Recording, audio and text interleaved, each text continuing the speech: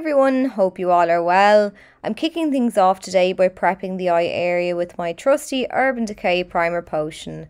I've added a few swipes of this to my lid and now I'm using the Sigma 3D HD blending brush to buff and blend the primer into the skin. So the primer is just going to help our shadows to apply and blend with ease, to last all day long and to appear as vibrantly as possible as well.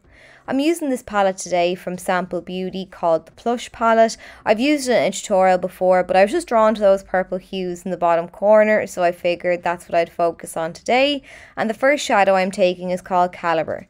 I've picked this up on a crown brush blending brush. This is just a nice and wide and fluffy brush. It's perfect for adding colour for this reason all over the crease. What I like to do first is to just place the colour into the crease right above the eyelid, and then I use back and forward sweeping motions to coat from inner to outer corner. Once I've got the majority of the shadow off my brush, I switch from using the tip of the brush to apply the colour to almost the side of the brush just to help diffuse those edges. And I'm just pulling that shadow little by little higher and higher up towards the brow bone. I'm also making sure that I have a nice elongated shape to the outer portion of the eye, just because it's a style that I personally really like to wear. So I'm going in now with a second layer of that purple shadow and I'm just building up the intensity again in the crease. I'm happy with the fade of the shadow, but intensity wise not so much. It can definitely pack more of a punch, so that's what I'm focusing on now. Once I'm pleased with that I'm then taking a small bullet shaped brush from Vanity Planet and I'm sweeping this shadow down along the lower lash line. So you can see here too, straight off the bat, the colour looks more pigmented than above, but it's not so much that, it's more so that I've used a dense brush for the lower lash line. The more dense the brush, the more product it'll apply, and the fluffier the brush, the lighter the payoff. Next I'm taking the shade Rare, and this is a nice matte blue toned purple, and I'm using this to add some depth. So I've picked this up now on a smaller blending brush. This is the Sedona Lace EB09, and I'm tapping this down now on the outer third of the eye, right down at that lash line, and then I'm pulling it up in the crease.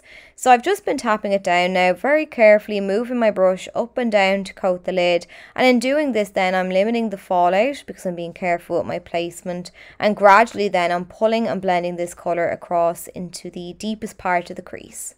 Once again what I do to the top, I'm doing to the bottom. So I'm taking that little bullet shaped brush again and I'm wriggling a small amount of that purpley blue into the lash line on the outer corner of my eye, and then I'm just making sure that it connects up on that outer edge.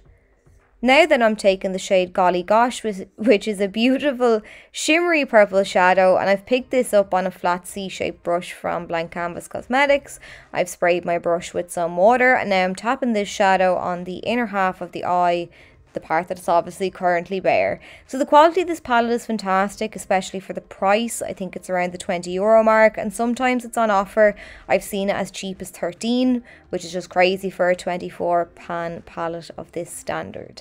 So next I'm taking that brownish black. It actually looks more darker in person, and I'm just using a small C-shaped brush from Sedona Lace to just wriggle this black shadow back and forward from lash line up to crease area on the outer portion of the eye, and I'm going no further than there because I've already done the groundwork earlier on. I've already diffused the shadows out nicely in the crease area.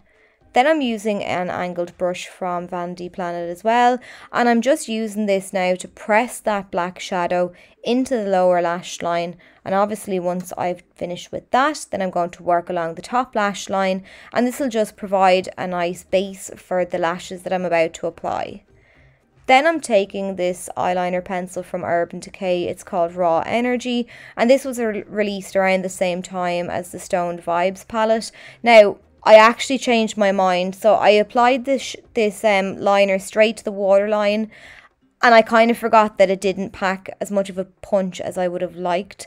So what I did then was I just kind of thought I'll leave the shimmery part on the waterline, but I'll go over it with a black pencil, and then the two merged together might actually look quite nice.